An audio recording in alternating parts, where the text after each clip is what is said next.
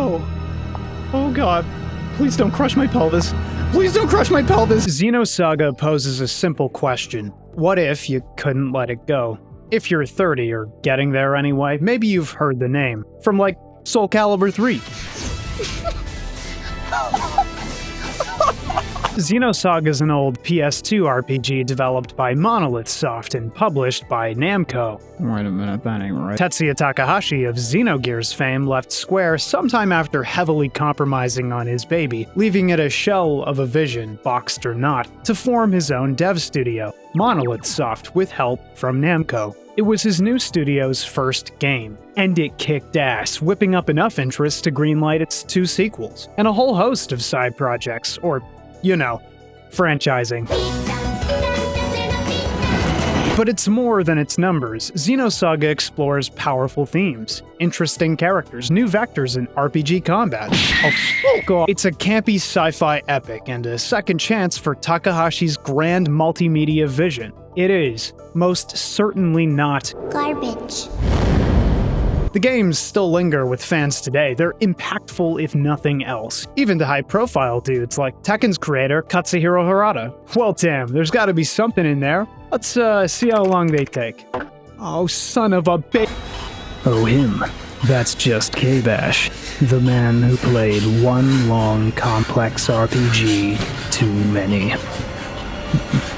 Now, fair warning, Xenosaga is expensive to buy, upscale, and record, even before the market went insane, and I've opted for the non-existent PC versions of these titles, which are all notoriously difficult to get running well. I tried my best, but I'm gonna apologize in advance for any inconsistent or questionable footage. Yes, it'd be great if we all had upscalers and physical media and multiple months to meet project deadlines and stay afloat financially, but I mean, that's like grocery money, bro. That's a car payment. And I think we can all agree I could pack a few more bergs if you feel me.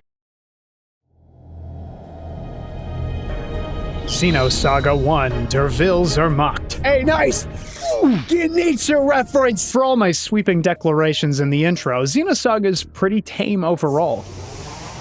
Okay, never mind. It's the story of Shion Uzuki, a scientist in charge of developing a synthetic humanoid weapon, KOS-MOS, to protect humanity from the invading Gnosis, an extraplanar threat that's entirely immune to mundane weapons. It's set in futuristic locales, but nothing abnormal or even particularly unique for the genre. So the question becomes, can this blue-haired person, and all these other people, carry the plot?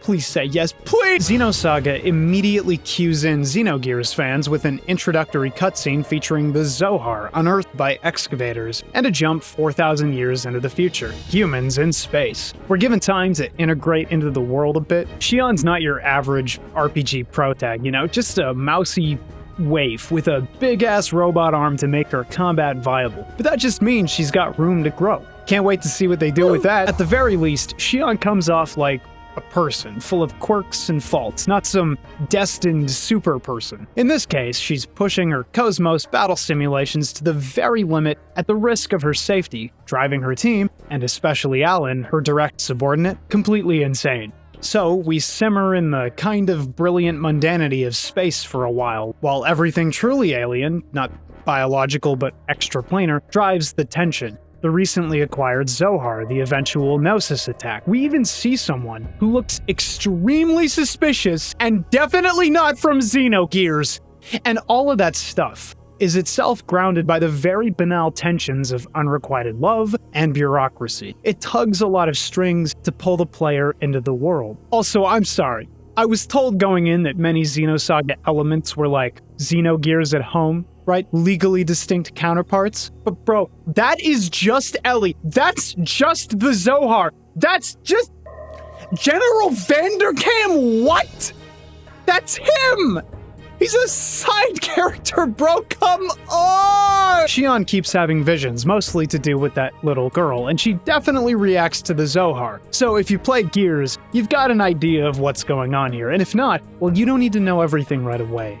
Not everything's about you all the time. Xenosaga is very ambitious. We know this in retrospect, and from the pedigree, but also because it's balancing like 3 dramatic threads. The commander of the ship, Cherenkov here, is acting under secret orders from a pink guy regarding the Zohar, so we're suspicious of him right away. The ship has secret orders the crew isn't privy to, so we're leery of whoever's ordering the ship. It's a multi-threaded mystery and pretty engrossing. One last thing. Early on, the game makes a point of showing off these realians, basically synthetic humans built for combat purposes, who are treated like second-class citizens in general, but specifically by this military tough, Virgil, who does a whole bigoted spiel. People like me have to sit here and listen to people like you prattle on about this oppression in the Federation. It doesn't exist. Also, wealthy realians commit more crimes than poor humans.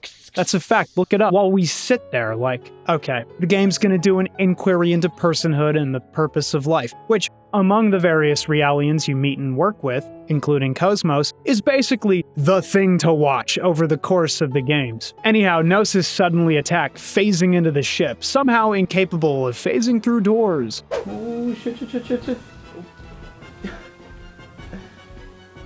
Alright, bro. You're a f***ing idiot. They shatter some people and almost kill our protag until KOS-MOS mysteriously awakens, walks in like the f***ing Terminator and...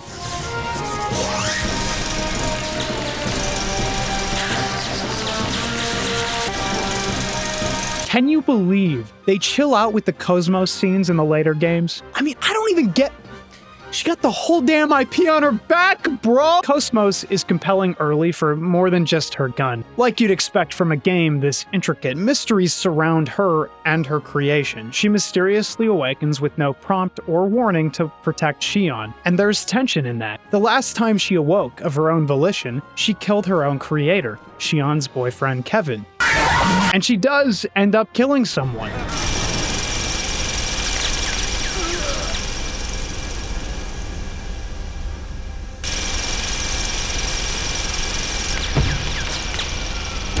You shoot Lieutenant Virgil. With your power, you don't have to sacrifice anyone to... At that time, Lieutenant Virgil was in my direct line of fire. Any changes in my firing position to avoid Lieutenant Virgil while protecting you would have resulted in a 30% depreciation in my offensive capabilities. Eventually, we meet up with the other party people through a short series of cutscenes and gameplay vignettes. KOS-MOS commandeers a ship, rescues the escape pod-ridden Shion and Ellen. If you don't come back right now, I'll kill myself!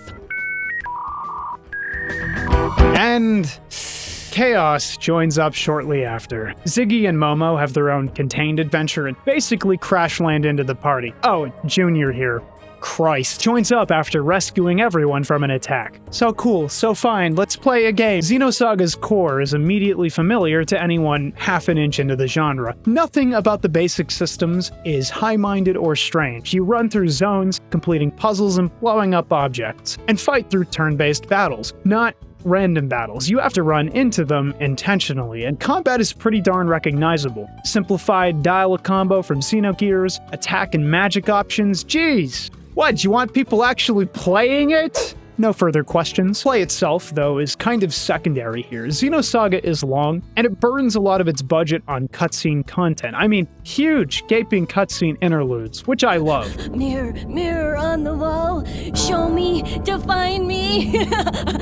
I am the infinite telemirage. Or maybe I don't. Watching anime instead of grinding through content is one of the more relaxing parts of my job. Storytelling is a priority, enough that they had to break the game into chunks. Whole episodes, but that doesn't mean the play is crap. If anything, and especially for an RPG, seeing interactable stage elements, optional battles, the ability to replay any stage for missed items, additional side content, and simple combat means it was designed with approachability in mind. They clearly didn't want players getting bored, complaining about encounter rates, missable items, convoluted systemic crunch, so we're left with a 40-hour run that's pretty hard to whinge about, at least compared to its contemporaries. Takehashi wrapped it up special for me, with a bow and everything. The individual parts that make up the Xenosaga games are so interesting to highlight because the team iterates and innovates with every entry. At least it's fun to watch, playing them marathon style. There's a sort of dull, plasticky vibe to the original title's visuals. It's not a grim vision of the future, but a relatively restrained one where technology hasn't as much advanced the species as burrowed deep into the vein of human culture, fewer miracles, more materialism. The models are interesting too. Star Trek-ass scientists, an absolute clash of aesthetics as people of different backgrounds intermingle, and characters with eyeballs fit to rival a reunion. Oh my god! The commander's been shot in the eye! They're a little uncanny, but I think it works for the story, which directly tackles the value of synthetic life. Excuse me, but these people are highly qualified soldiers.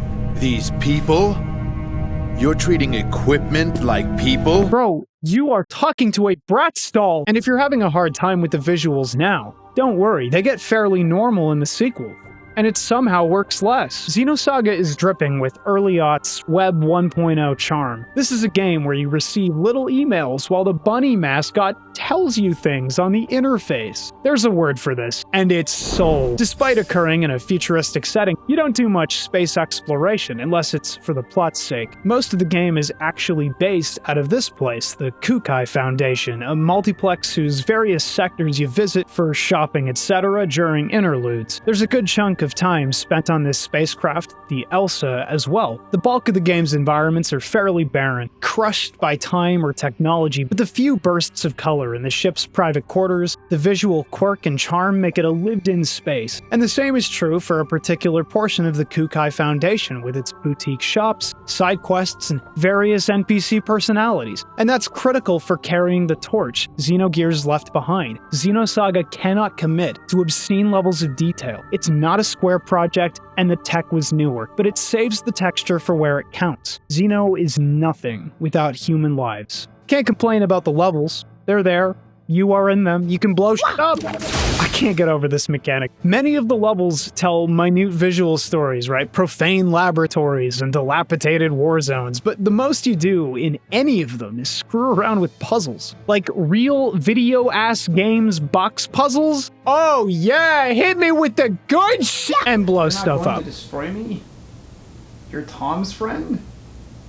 How's Tom? I don't know. Who?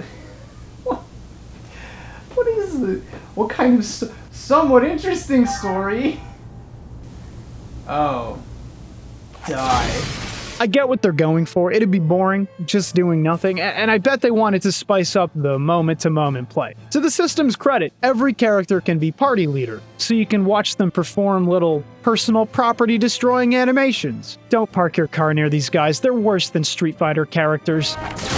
One square button, $25,000 of damage. Otherwise, actual play in the levels is fairly minimal. It underlines that design quirk of the genre. I'm not usually looking for this stuff, like things to do in, say, Persona 2, etc., but the second I have even one option, it actually highlights the sparseness of the world. This stuff's hard. You go from hopping around in Xenogears to steadily charting a path through zones in Saga. Not that that's some huge issue. I can't imagine the game would even function otherwise, different tech and all. There's a good chunk of side content, things to explore and play around with. You're expected to trawl the levels for keys to open big, ridiculous red doors littering the world, mostly containing quality treasure, and I just know some f***ing idiot is whining about how unrealistic it is in a story-driven game to slap big ol' red doors in places. But you know what? That's video games. That's celebratory of the medium, and we stand! It even directly feeds into a video-ass game side quest where you collect a number of robot parts through these doors and unlock a summonable Voltron thing to deal 9999 damage to any enemy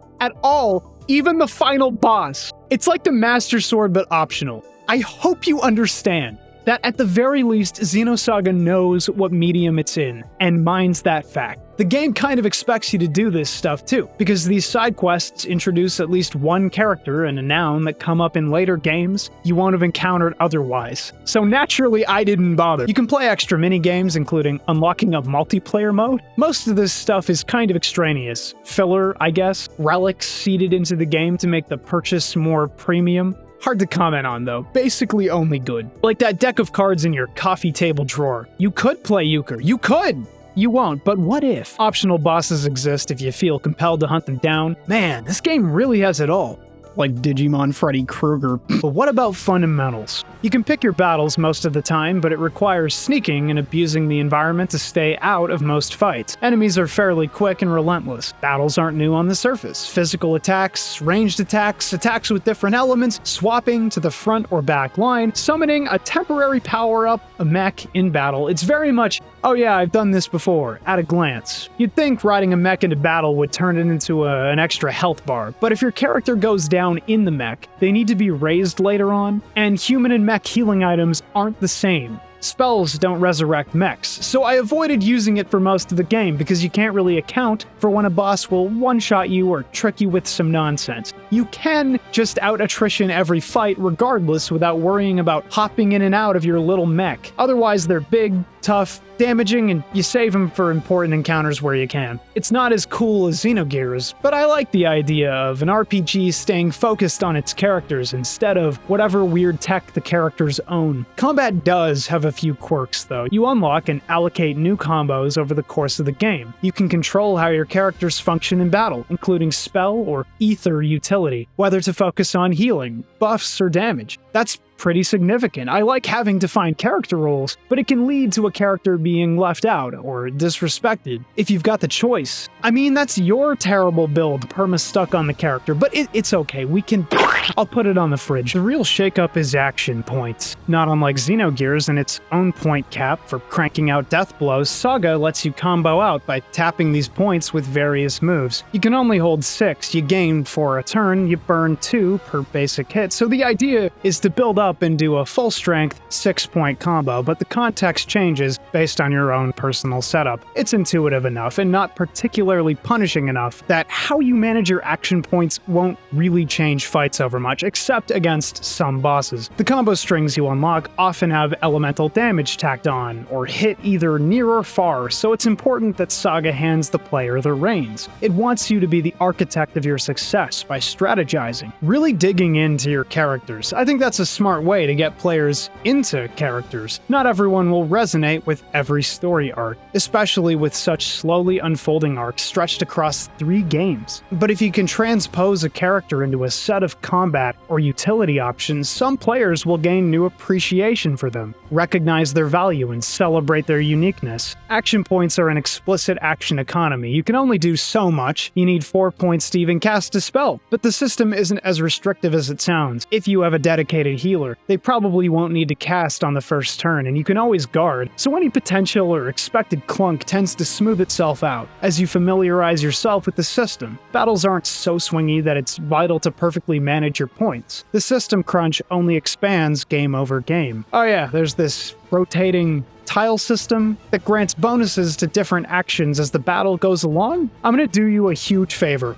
Except on some boss fights. You can boost in combat too, which lets you steal a turn, or more specifically, immediately act upon spending a boost charge, something you build up by fighting. That means you can instantly heal on a whim, or just pile on more damage. I like that the team accounted for its action economy restrictions by allowing players to break it specifically by engaging with combat consistently. It makes combat seem hopeful, like you're always building to something, not just slap fighting with computers until the numbers trickle down. Easily the least interesting part of Xenosaga is its boss battles with ugly, abstract Gnosis enemies. You'll fight a couple mechs and people too, and those are great, but wow, most of those bosses look like creatures out of Akira or something. Overstuffed, weirdly mutated, or outright bizarrely shaped, something like eldritch aliens. Only, because we're free to engage with them like any enemy, they're hard to look at as terrifying. They don't have the same mechanical impact as their narrative weight implies. Early in the game, KOS-MOS is shown using this ability, the Hilbert effect, which draws the Gnosis into the same dimension as everyone else, making them attackable. But it's not really accompanied by any mechanical value either, it just is, all the time, whether or not she's in the party. So yeah, most bosses are DPS races or mechanics checks. Skip over their turn with boost or they'll blast you. Put enemy mechs to sleep. It's fun enough. especially for a first game, so I won't whinge too hard. And most of the human battles are really good. In a story-driven game, open conflict with others is the best. I mean, how often do you get to scrap with your enemies in real life? Why is someone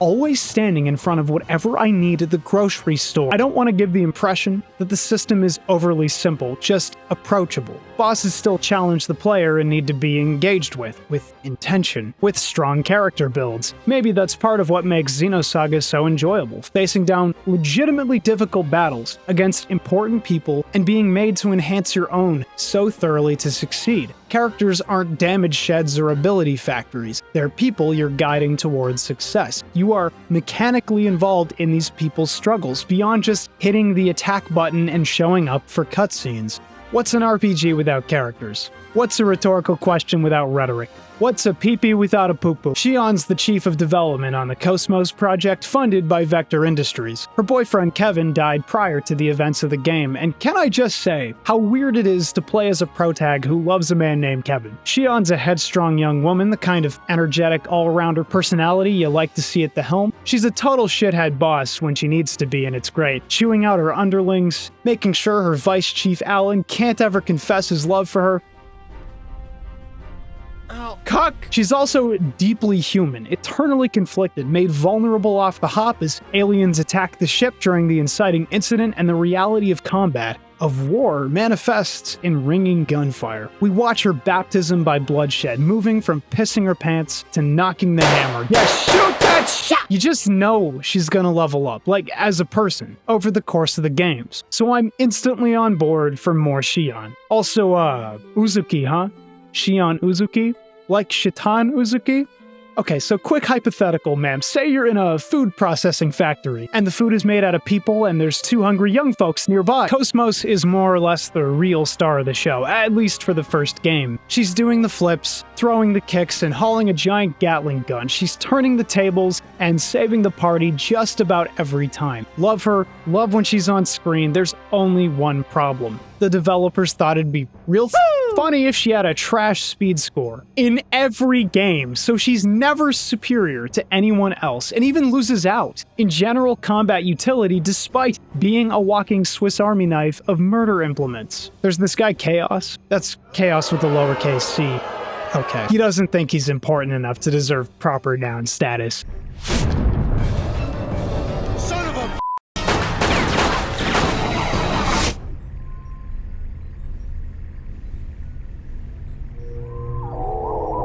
Dude, you just evaporated a Gnosis by touching it. That's supposed to go the other way around. Chaos is a bit of a mystery right away. He's also the weirdest looking person in the game by a country mile, like basically a tan dark cloud kid. But he miraculously saves the party multiple times and seemingly knows when bad things are about to happen. Also, he has little angel wing attacks, which for sure isn't suspicious. Ziggy's an interesting character, this terminally depressed looking dude, because he wants to be put down like a animal, but only after his contract to rescue a young synthetic girl, or a reality in Xenosaga terms, is complete. So you'll never guess what gives him his new lease on life. Ziggy is a tank, I guess because he's a battle-hardened soldier, but more than that, his heart is calloused with the wear of loss. He's genuinely compelling, and his only real downfall is being less colorful than some of the other characters, so it's easy to shelve him early. Whoa! Momo is the Realian Ziggy's sent to rescue. She's similar to KOS-MOS in that she was created to combat the Gnosis, having access to the Hilbert effect. She's also the synthetic version of Joachim Mizrahi's daughter, the man who was blamed for summoning the Gnosis, which creates a conflict over the course of the game. Because she's a strange child thing, I stuck her in the party reserve bank ASAP. Momo is the closest proper healer you get, with quality utility spells and healing. She's not even your typical child character. I guess she kind of is, but she's programmed to act at least a little bit rationally, and her relationship with Ziggy is endearing, so. And last, there's Junior. What is it with these tiny kids? Junior's also a Realian, but unlike Momo, he's in a position of power, leading the Kukai Foundation's field operations from his own spacecraft, the Durandal. Junior gets significant development in the second game, and here he's just kind of okay. A real out-there design, like Dante, but 10. Heh, pass the pizza bagels. My tumbly's feeling rumbly.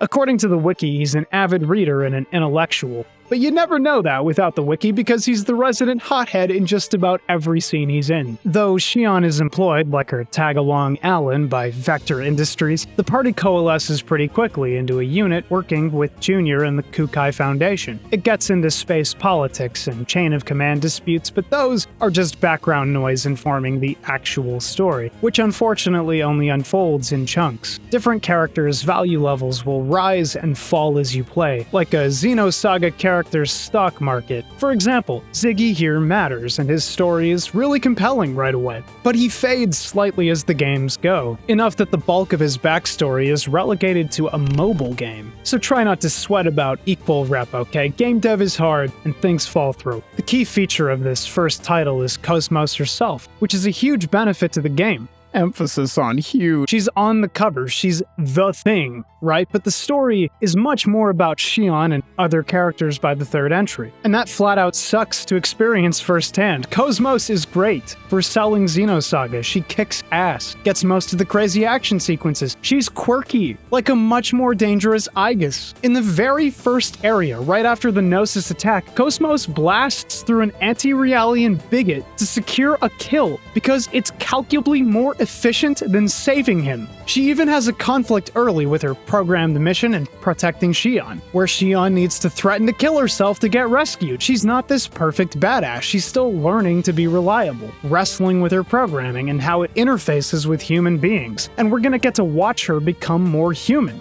Or not. Like I said, plenty of the story is told through cutscenes, and she gets to absolutely carry the plot in this first game. Cutscenes are a little weird, like not just because of emulation or whatever. The real cutscenes have syncing issues and other quirks that make them pretty rough. But I'm staring at upright humanoid insects, judging by the eyes, so we're just gonna deal with that. And how they're directed is noticeable, so that could be bad. You'll notice, if you watch, how often the party is in utter peril, like gonna die for real peril, but the tension will loosen because someone had the trick to solving the problem. But then, something else goes wrong, like an interloper or a malfunction, and then the tension will ease because someone else had a fix. And that happens a lot. Constantly, like a lot more than other games anyway. It is perpetually twisting and untwisting the plot-sticles. Kind of like if a plot had truck nuts and they were being I pretend I'm a writer. This makes them really engaging, but like to the point of exhaustion at times. Otherwise, peril moments notwithstanding, there's a pretty heavy reliance on Deus Ex Machina type moments. The party being saved suddenly by some quirk of fate or unknowable ass pull, like KOS-MOS actually has the super omega laser that can save you in this exact instance, but you feel it in the moment. And knowing Takehashi, Xeno writ large, Deus Ex Machina or God out of the machine moments feel pretty appropriate here.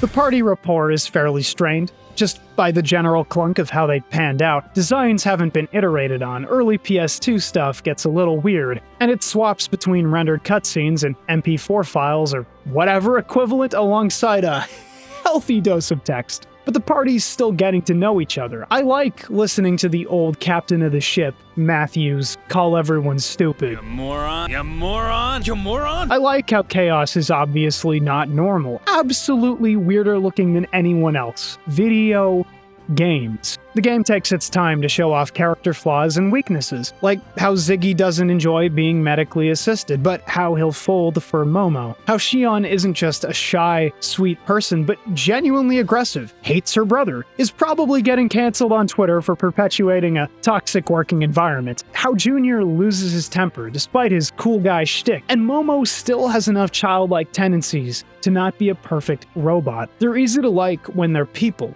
Messy, imperfect, just like me! Unfortunately, KOS-MOS has no flaws. Xenosaga I is also the setup game, so doesn't veer into deep, dark reveals regarding the universe, certainly as much as the following games, but it does sell drama, and dangles plenty of threads to bite at, not unlike Xenogears showing the Gazelle ministry extremely early without contextualizing them. We're occasionally shown this pasty white hair every once in a while, talking in vague terms about world events to people in monocolor bodysuits, so you know You know without even guessing that he's up to some troublesome antics. We're more immediately resisted by this military branch of a religious group, the UTIC organization, and their goons, like this tan woman who doesn't do anything until Game 2. And, conjunctivitis man! Otherwise, it's Gnosis who get in the way, and not much actual human resistance. I think that's why the plot is constantly making the situation tense, because the actual movers and shakers of the Xenosaga story can't reveal themselves too soon, so they need to spin up other kinds of drama than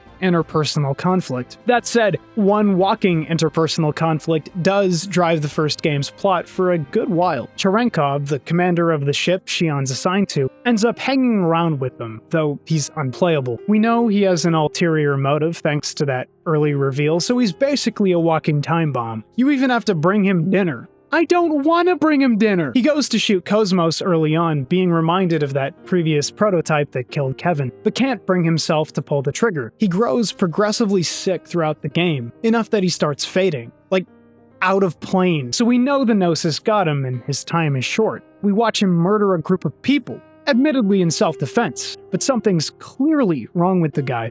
The party is eventually sucked into a giant Gnosis around the mid-game, which is littered with debris from Ariadne, a planet that vanished one day. Don't even need a perception check for what's going on here. But that's not the story Xenosaga actually cares about telling. It's mostly used to explore Cherenkov's past as a long-suffering human, who died in combat and was resurrected by horrific advances in technology, the same program that brought Ziggy back from the grave. We could just get flashbacks of his past, but Xenosaga makes a point of implying that the Gnosis and the space around the Gnosis can warp the rules of the material world. So he's confronted with a door, and his past is behind the door, and it isn't cheesy at all. Cherenkov sees horrific visions of war, but also his own past, having a deranged personality, presumably due to resurrection, marrying his own lawyer who exploits and abuses him openly. I can get all the love I need with this.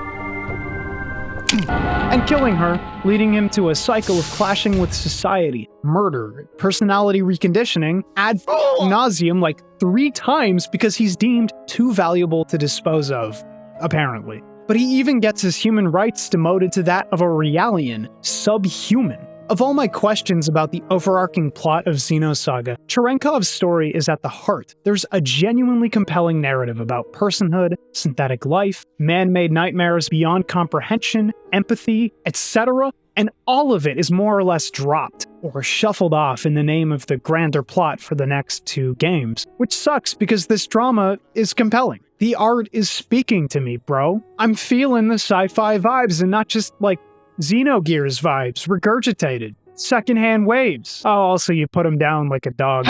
The KOS-MOS mystery unfolds pretty substantially as well. She was made by Kevin, who died, and there's an interesting backstory there that we're not going to get for a couple games, but we know that Kevin programmed secret functions into KOS-MOS, like this insane Gnosis-obliterating laser womb cannon. I don't even think I could write a joke for this. She can also distinguish between the real Zohar and Zohar emulators, so she'd make for a pretty good Nintendo cop. And what would an RPG starring a woman protag be without fan service? Club off at KBash, it's just a beach scene. I see your complaint and raise you a Shion-only costume. Though she does look like a weird doll, so, I'm not trying to simp for Megan, if you feel me. A brief Momo diversion. If you're wondering what Momo's relevance is, she allegedly has the data needed to find the original Zohar and then befriend Ziggy afterwards. That and Yuli Mizrahi, her effective mother, is used in the sequel to explore other synthetic life stuff, but we'll get there. Realians come in a lot of shapes. People like Momo, for example, and Junior are all built like children, which, well, that's incidental, but not all of them are like that. Junior's brother Guinan is normal, and he runs the Kukai Foundation the party chills at for a while. He's the younger brother with... Guys, please, there has got to be a better trope than old child. Politicking actually does affect the plot in this game, as the party is framed for the original Gnosis attack on the Waglinde, that spaceship from earlier, and they're made to not only break free with the power of love, the power of incredible violence, but delve into KOS-MOS to find evidence and clear their names, physically tying that go back to any level system into the story. Nice. Xenosaga does well converting insane tech nonsense into interesting visuals. We get to run around a city and even talk to Nephilim, who confirms that KOS-MOS has a greater history than her mere life as a combat droid, deepening the mystery. We're constantly fed little snippets between characters we haven't met, or at least in person, discussing plans, nouns we haven't fully grasped, that sort of thing. This first game packs an incredible number of questions into the runtime and keeps players engaged through endearment, interest, and intricacy. At some point, in an altered reality state, the party arrives at a church. The scene is mostly used to seed Febronia into the plot, a Realian that Xion knew in her past and we've seen earlier in a vision. And Febronia is here now to have Xion and Junior face themselves while everyone else watches. This stuff gets a little heady, like why is this happening? How is this happening? Should I even be asking questions? But sometimes you gotta brain a bottle of soju on an empty stomach and fall off your chair. Yo, they got Vagrant's story in this. Nephilim shows us an apocalyptic vision of KOS-MOS assaulting some energy mass known as Udu, the mass which engulfed Old Milsha 14 years prior, kicking off most of the plot events, and further explored in the later entries. And Xion was picked for the main character role because she's special somehow and unaffected when touched by the Gnosis. One thing I love about Xenosaga is the time it takes with inter-character relationships. You don't just get scenes between the combat party members, you get Chaos and Alan, the crew of the Elsa, and Xion. Plenty of little interactions that fill out this world, these characters, so much more than you might expect. I love how consistent this and inner character struggles are highlighted, making even the most difficult to visually accept people that you care about, or at least care to see on the screen. After Cherenkov, the villain role shifts to a more permanent fixture. Albedo, one of Junior's brothers, all combat Realians designed to destroy Udu by canceling out its waves. Albedo is a little different than Junior and his brother Guinan. He can regenerate himself, and he's gone kind of insane.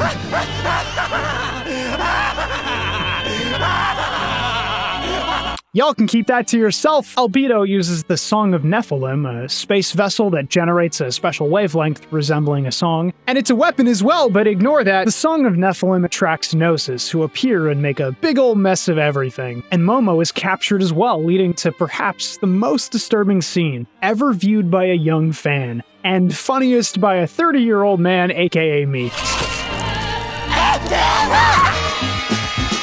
This scene was censored in the Western version, by the way. It's just that vile. Kind of a hard sell for the country where, for example, 4 kids existed at any point, but it's still hard brutality, a straight shot of trauma, so the effect is basically preserved. The party eventually confronts Albedo, naturally, but we're interrupted by these blue and red suited people who we've mostly seen in short clips previously. Still no clue what they're up to, but we learn that this dude is Virgil. Now, transcending basic rules of reality isn't new for Xenosaga. It plays with space-time anomalies, delving into people's psyches as though that's a physical space you can occupy. It abstracts a hell of a lot, and again, for the world's strongest RPG soldier, it's just another bottle. Yeah, crack that plot! Let's get... In the final confrontation, Albedo uses a new power. Will made manifest. Or will to power. Yeah, cool power, bro. I want to see the new KBash lore right now. KBash's special move is actually cultural hegemony, where I can make people agree with my opinions via propaganda. I will never understand Takahashi's fascination with representing classical philosophical concepts in his art, but I respect the need to read. We beat him back, but only temporarily, and after a fairly blah final Gnosis boss, we escape the crumbling vessel. I'll hold back too many conclusions because a lot of them would be informed by later entries, but I have to mention the closing scene. As the party barely rescues KOS-MOS through some stroke of divine brilliance, or Xion having special powers, or mother's love, whatever, KOS-MOS having stayed behind to ensure the destruction of the vessel in a last-ditch effort to accomplish their goals and save the planet below from a rain of debris, we're treated to this absurdly heroic, strangely moving conclusion where KOS-MOS, once again, must put her very existence on the line to save the party. It's implied that she'll die, burning away as she supports the ship, once again carrying the plot on her back, slowing its descent so it doesn't burn up in the atmosphere. And yet, miraculously, she survives. It moved me, Despite its obvious saccharine nature, the "of course she lives" cynicism that would otherwise creep in, because by that point, I was in love with the story. I was engrossed by the characters, and all I wanted was for KOS-MOS to live, to validate her existence, the hope seeding the work. And the game delivered on that. Xenosaga I is easier to write about than the other games. It establishes so much, spins up this fantastical web of interconnected moving pieces, and keeps you grounded in the characters' lives. In the flagship characters arc specifically, that it's hard to lose sight of the point. We've got a fairly long RPG, something like 40 hours, with side content and endless interactions between institutions and political movers and shakers. Yet the central tension was established very early and very loudly. Is synthetic life true life? Does it have purpose beyond programming? Is it meaningful? Many characters struggle with these concepts. KOS-MOS is at the forefront. She struggles, even improves, like any person, makes incredible sacrifices, and displays superhuman courage, and her will is her power. Beyond programming, her bond with Shion transcends mere numbers. It's powerful. To mock Xenosaga is to mock convoluted premises, hopeful messages, arguably goofy character designs. In short, to mock Xenosaga is to be wrong. Proudly. There's a tendency online, especially in fandom, Twitter spaces, etc., to elevate the artistic qualities of a video game to truly mythic proportions, like this is exceptionally genius work from the master, etc. Now, have you ever watched a company establish the visuals and then decide this shit is just too anime and chuck it all in the bin? Lays a real wet blanket on that entire narrative. Oh, Jesus. You're not ready for this. Xenosaga II gets a lot of crap. Not sure it's entirely undeserved. So what happened?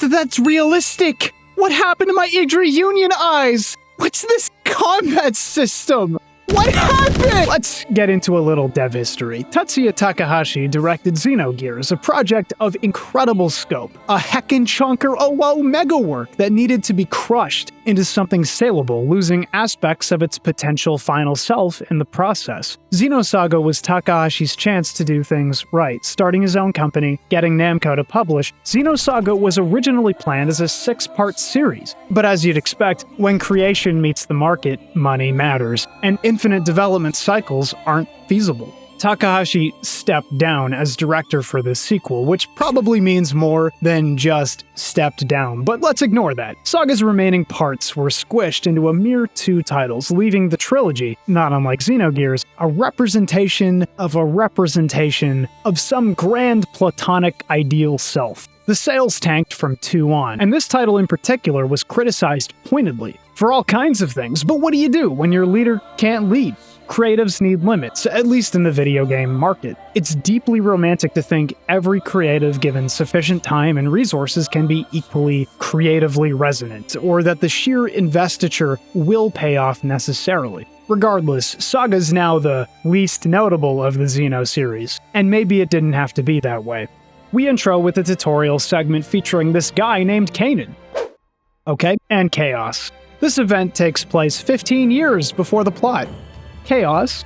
Why? You even meet Jin Uzuki, Shion's brother. Probably a scummy person in general, if we're being honest. It's a fun jog through a war-torn city the old Milsha referred to in the original so much, while we learn the new combat mechanics and mech battle system. Xenosaga II scored about 70 across outlets, and part of why that is the combat. Imagine playing Dragon Quest whatever, and then you pick up the direct sequel, and it's a weird, boutique, Epicurean system that has almost no relation to its roots. At least in terms of flow, even if it's using the same terms. I'll dig into it later, but the very first boss, Margulis, acts as a hard filter if you're just using the combat's basic tools and not actually engaging with it. This is an RPG you can turn on, run the tutorial, and get hard filtered by within 10 minutes. Not a great look. Really funny though, just immediately disposed of less competent games journalists at the door. And half of the people behind the tweets I've seen about the game on that note.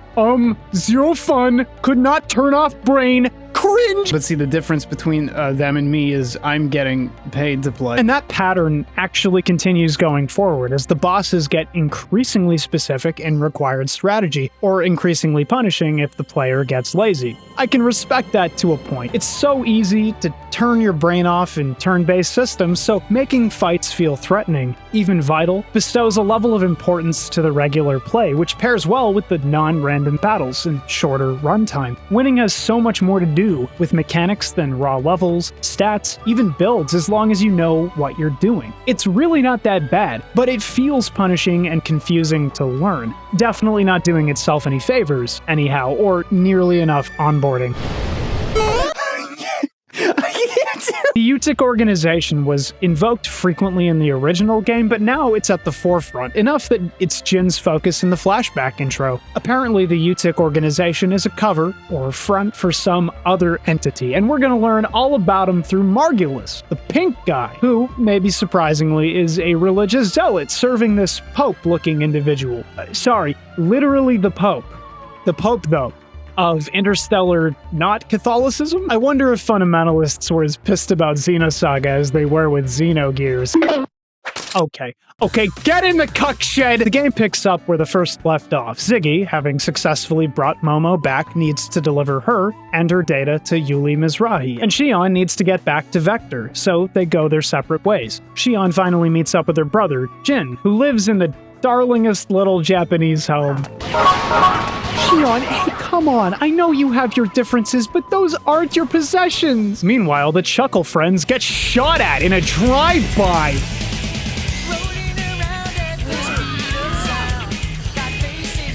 Aesthetics.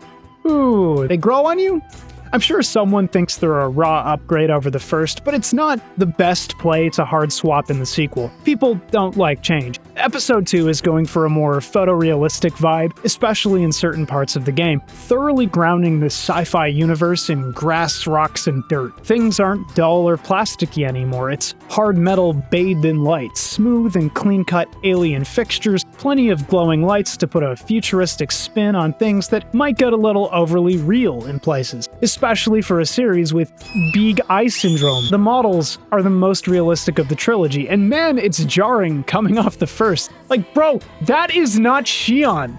That's like Shippupi or something. I don't know. Can you imagine Jin Uzuki in the original game? Dripped up like a motherfucking Chibis or Chibis. It lends a certain weight to the designs, makes the events seem more dramatic. It's arguably an appropriate tonal shift, and won't break weirdos' brains as easily, but the first game handled trauma and emotion just fine, regardless of its visuals. The only Xenosaga I teared up to was the first game.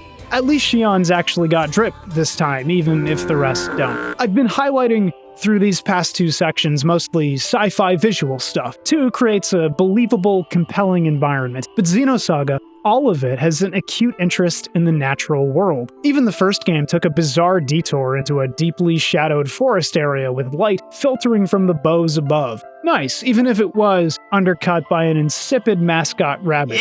But episode 2 takes it further, with long, deliberately planned walks through stunning garden space as a means to deliver background info about Junior, and further than that, it dives into his past with these pastoral, nostalgic countryside spaces with shocking nonchalance. Suddenly you're on a rural road that, man, I feel like I've been on before. That harsh juxtaposition between the technological wasteland and the defiantly natural elevates these areas massively. It's not common for the game to slap you with a romantic, picturesque setting, but when it does, you don't want to leave. They're also used for transitory purposes or for the aforementioned backstory segments, even for spirituality, implying an inherent, intentionally invoked nostalgia. These were chosen for artistic reasons. In the case of Junior's backstory, they convey a simpler time, long since left behind, visually implies simplicity, peace, innocence. In the case of the small church you find tucked away in the woods, the pervasive overgrowth implies the enduring strength of life in the face of humans. That humans are much smaller compared to the things which were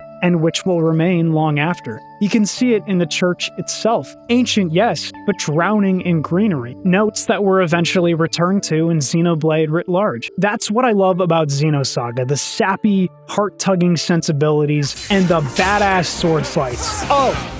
no! Oh my god! Despite aesthetic and combat changes, the core structure of Xenosaga remains. Run around in dungeons, or whatever words you want to use, places, generally places you're up to no good in. You can't just go in. Okay, Alec, why are you even here? I'm going. I've already made up my mind. Please don't try and stop me. Yeah, that's right, Alan. What the fuck? The game's world is broken up about the same as the first. Huge, explorable areas eventually cropped by story obligations. That said, you're given a fair amount of free time, especially early, to run around completing side content before even the halfway point of the game. This title runs shorter than the others, which I really appreciate. You can see the intentions informing the design, mechanically codifying combat such that mechanics reign over raw numbers, streamlining the adventure, and even handing the player a side quest guide that'll direct you towards all the bonus stuff, really getting you involved in the characters and the world.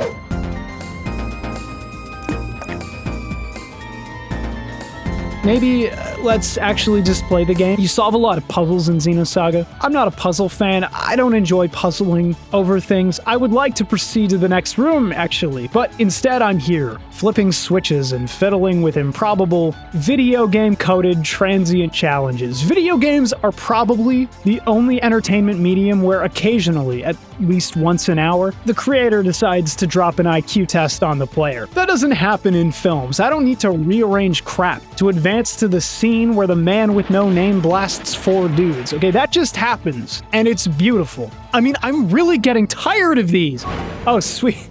Hey, look, I did it. We need to dig into the combat. It's the real elephant in the room. I mean, even today, I can go online and find people currently struggling with Xenosaga II, bringing up the combat. And I sympathize completely. I think the combat's fine, it's playable, but it's very specific and fairly opaque, so let's get digging. It's a 3 party members setup like before, but this is not combat. This is the Shadow Realm. You've got basic attacks that can be chained like before in pairs, with more hits available depending on how many stocks you charge up to a maximum of 3. You can guard, run, etc. The paint is standard. But the battlefield is veering on tactical at times. Enemies will flank you, leaving you open to back attacks which are flat out more dangerous. Damage is high in general. The enemy doesn't have to do anything special to fuck you up. They can just pull out shotguns. You, on the other hand, are expected to use your basic attacks to suss out every individual enemy's weak pattern, so to speak. The combo of moves necessary to inflict break on your foes, leaving them vulnerable to combos, knockups, slam downs, and big schmeedy meat-slinging long schlonger damage. Literally, why do I breathe? You can use ether or spells, but we know that...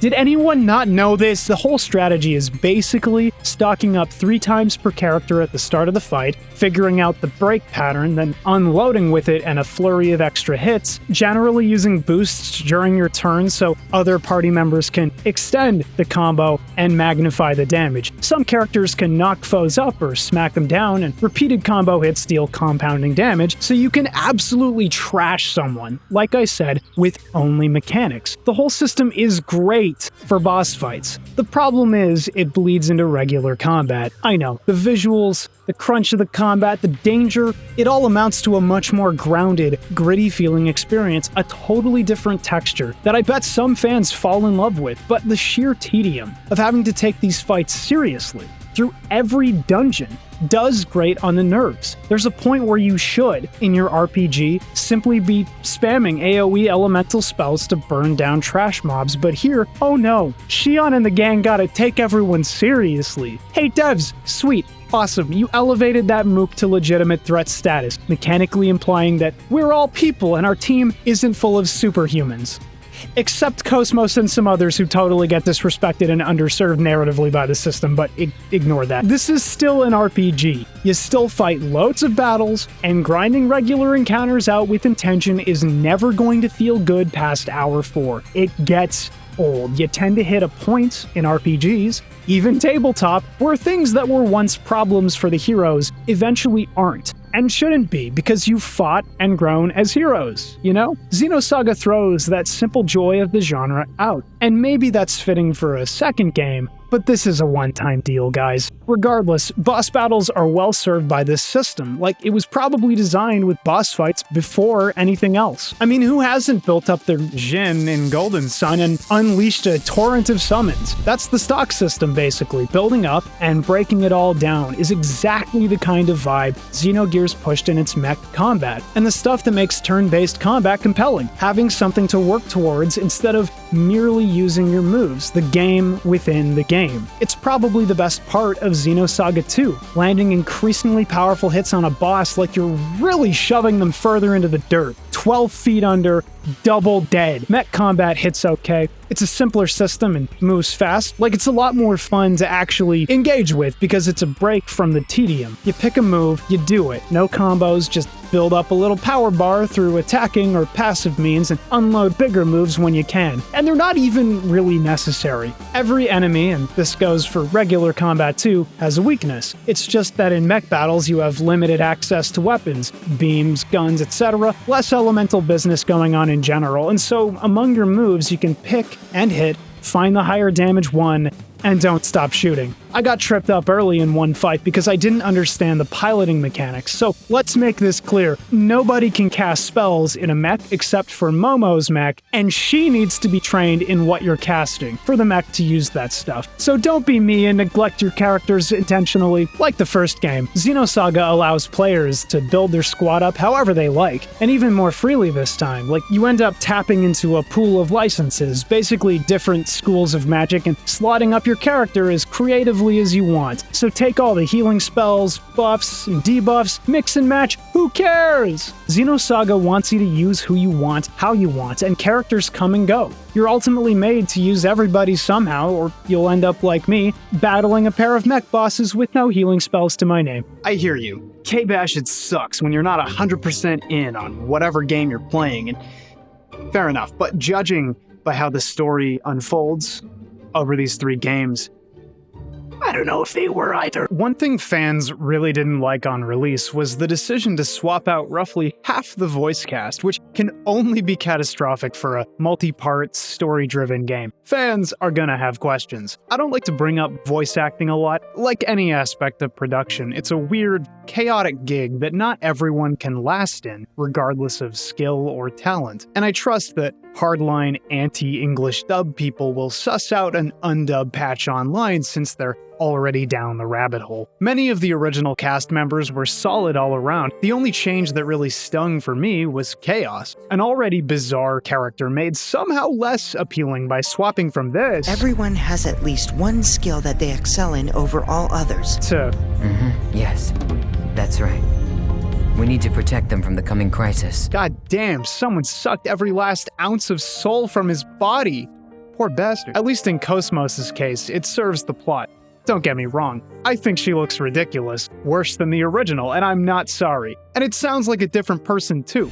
If you destroy the exterior wall, you should be able to rendezvous with it. But if KOS-MOS is becoming more human through interactions with the party, it follows that she'd take on new vocal patterns and mannerisms, have adaptive tech to simulate growth. I don't know, let's be clear about something. Xenosaga II lost its original director, and the scripts for the remaining 5 entries after 1 were condensed into a mere 2 games. Not literally condensed, I don't think there's any evidence that they were completed or anything, but conceptually compressed. That means we're on an expedited schedule, no matter how you slice it. Things were cut, events were probably shuffled, and the story gets into some fairly strange territory. Not that Xenosaga I was grounded, but rather that the series forks off pretty severely from the tone, vibe, delivery method, and even message of the original. It can't be as intentional with its themes or as leisurely with its delivery because, yeah, 5 potential games, a million threads, a bucket of nouns, all thrown under the hydraulic press.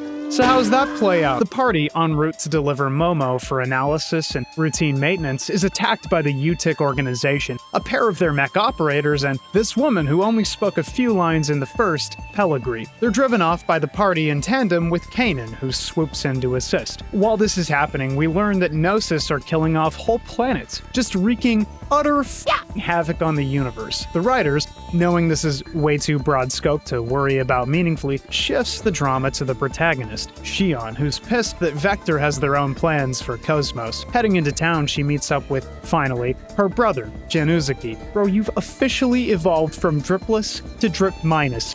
Get help. Albedo's still floating around the stratosphere.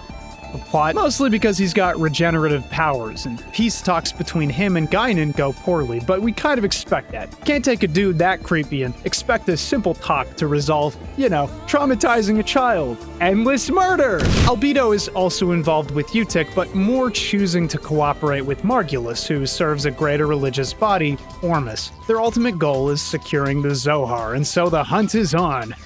Race to the finish! Momo is finally delivered, which ends up being an important scene. Not only do we see the initially cold Yuli Mizrahi forced to reconcile with her grief over her lost daughter, being the wife of Joachim Mizrahi, but also pushed in 2 separate instances to accept Momo as her daughter, even if she's a Realian. After all, she's fashioned from the same data as her daughter, and she's all that remains of that girl. Would it kill you to act like a person for 1 second? Having a child supercomputer character is weird. On one hand, she's more mature than she lets on, but still delivers her lines like a baby. Mommy! Like she still has child tendencies. Some kind of human element imparted so she, and other Realians like her, don't seem like fabrications. Still gotta be weird walking around knowing, people of programming are all around you. Probably could have delved that angle a lot more thoroughly, but unfortunately that was the last game's deal, and it's not gonna get enough plot time to be expounded on further. The data extraction goes poorly. Albedo hacks into Momo remotely somehow, so Momo does some counteractive action that stuffs his attempt, but damages her systems in the process, causing the party to once again delve into a robot, which leads to more memory adventures because we love those. We do love those, by the way. I appreciate Xenosaga's total non-commitment to the traditional sci-fi expectation of multiple worlds and fantastical spaces, choosing instead to deliberately ground the player in high-minded science fiction-y concepts contrasted directly, aggressively by these deeply pastoral spaces. It's far more evocative than going to, say, Bungo 12 with its 37 moons and radioactive fart gas atmosphere. We're treated to this protracted sequence detailing Junior's backstory alongside the girl that Momo was based on. Now, I knew frame 1 that I'd be spending some time here. You can't walk into a garden that opulent, spanning that many in-game screens, and not expect either a very long gameplay segment or a very long story segment. It's one of those senses you pick up digging into games more deeply. Like, oh, team must have spent some time on this. Guess I will too. Junior's relevance grows pretty rapidly through the first game, despite having little to do with Shion and her arc, enough that he had direct beef with that game's acting antagonist. That entire history is dug into here, flashing the player glimpses of a strange upbringing, notable Realians born amidst a sea of clones, all made for the purpose of confronting Udu. Rabido, or Junior, Albedo, and Negredo, or Guinan, were all granted unique abilities in pursuit of creating the ultimate weapon, and that created tension between them. Albedo didn't understand, as a child, that his regeneration was unique to him, so dude, for fuck's sake, get a new party trick. Get a new party trick or no more coleslaw at the function. Albedo gets knocked flat on his ass for his light treatment of life, and it sticks with him, clearly shaken up by fear that his brothers will die one day. It's a neat little story, contextualizes the greatest villain we've fought so far. Unfortunately, this entire sequence is exploited by Albedo, who manages to acquire what he hacked Momo for in the first place. As the plot picks up and the party gives chase, Shion finds herself in a bit of a pickle. I thought you were a man. Quit whining and shoot something! Shion, as someone named Kevin, feeling a sort of spiritual connection to you because your boyfriend is named Kevin, I really don't appreciate your gender essentialist BS, and I know you wouldn't like me, but you're really publicly small-minded for free, just for free, and it's really not a great look. Sweaty. But it's okay, we're friends with the walking Deus Ex Machina KOS-MOS, and she's coming to save Shion. Alright, KOS-MOS on the motorcycle. Where you going with that? Oh no. Chief Uzuki. I like how they built a holographic set of what appears to be stairs just for such an occasion. Come on. On the way to the plot, the party runs into Richard and some other guy, this pair of Ormus pilots who appear again in the third game. And Xenosaga does this really funny prank where they're never seen outside their mechs, so they're never given portraits, except in the DS version. That is not what you thought he would look like. Now, a lot of moving parts start jittering around this segment. We beat up another cultist. I mean, a religious fanatic. I mean, man, you can't kill a character that cool on first blush. Dude, she had a choker. What are you doing? We escape from the installation. Guinan's having mental problems. Been happening all game, actually. Oh, his consciousness was displaced by another person remotely.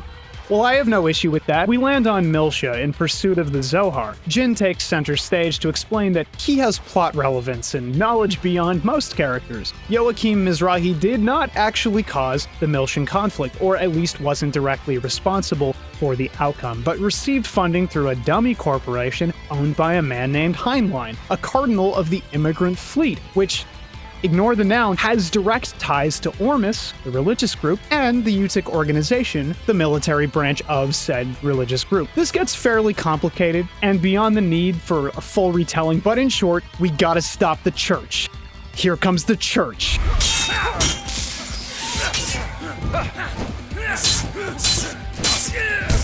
Sometimes this game owns. Let's do more of that. Anyway, the Realians from the Vagrant story tree are actually here, kept alive in life support pods, apparently keeping the system containing the Zohar intact. We got our first confrontation with Heinlein, the Cardinal, and Udo itself speaks to Rubido, telling him to shut the system down, so KOS-MOS goes to blast the pods. Shion freaks the f*** out as usual, and Fabronia appears to tell Shion that it's fine actually, and their bodies should be ripped to shreds with hot steel.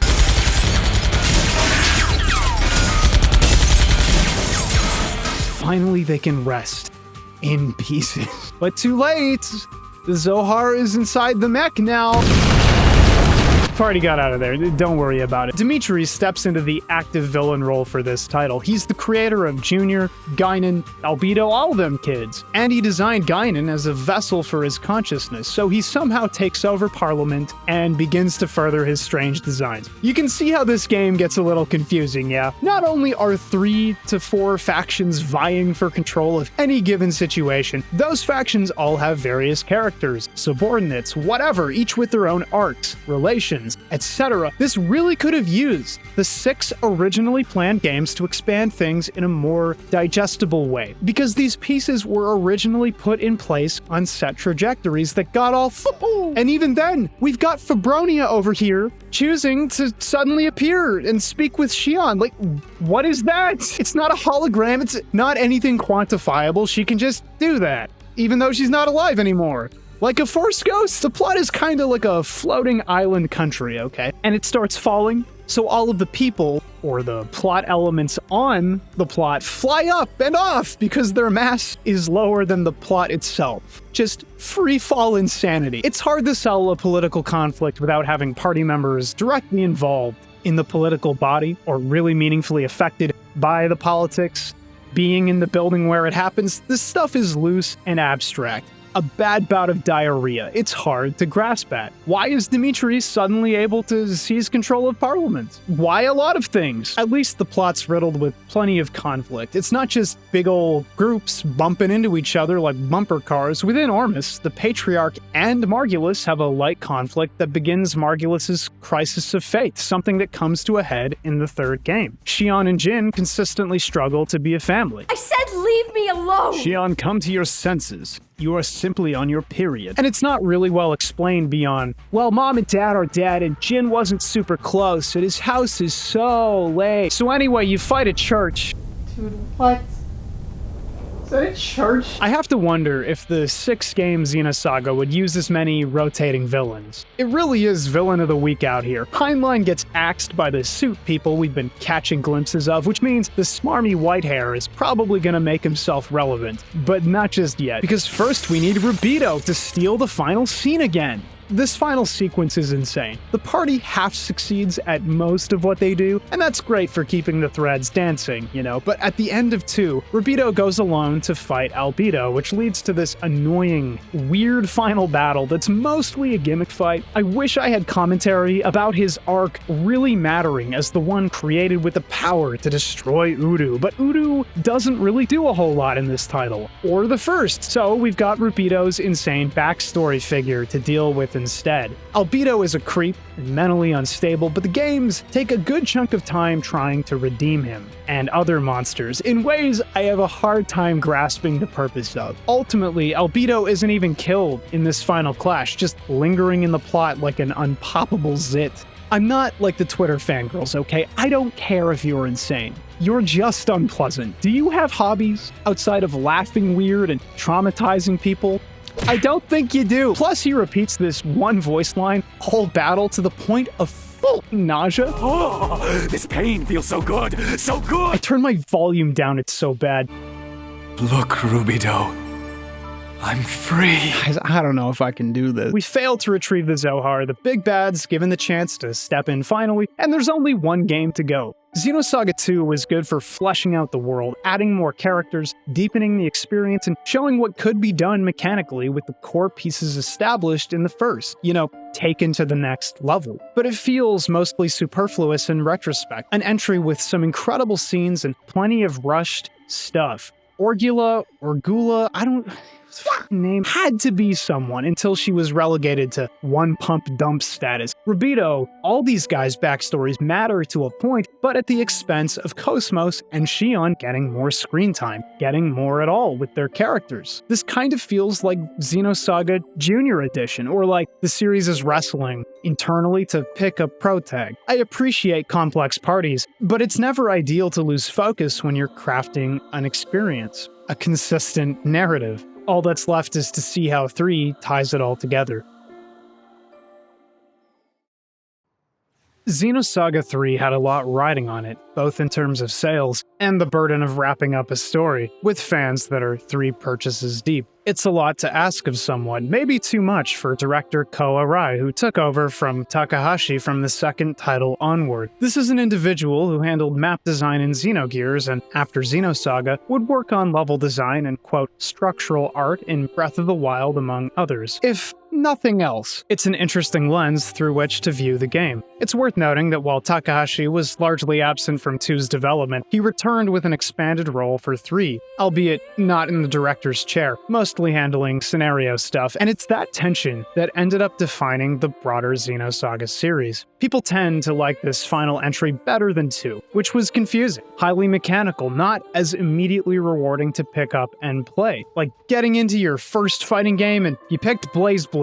Oh, my head! I don't think it's worth tearing out the games. They've got their quirks, and they're taken as a package, at least where story is concerned. The saga on offer. At least it's fun to compare. Xenosaga III intros with Shion, her underling Miyuki, and that guy Kanan who never does anything, infiltrating some cyberspace dungeon. It's just a quick tutorial to get players into the action, vibing with the new mechanics, and eventually getting back to the party proper after babysitting the literally who duo. Apparently the crew here is diving for vector data. Cool. Love to see Shion all grown up and ruthlessly engaging in corporate espionage. Such a leap from the girl who almost died rounding a corner.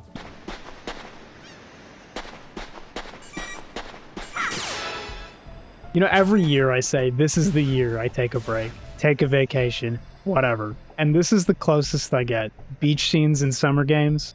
Every year. The visuals take yet another turn, this time recapturing the essence of the first game with the slightly more realistic proportions of 2. It's a decent compromise, directly invokes the vibe of the original while naturally visually implying that things have advanced, that characters have grown. It's probably a best-case scenario for this sort of series, challenged as it was. I mean, damn, girl! Shion looks amazing, a proper protag, spunky outfit, and pouty face. That's someone fixing to kill God.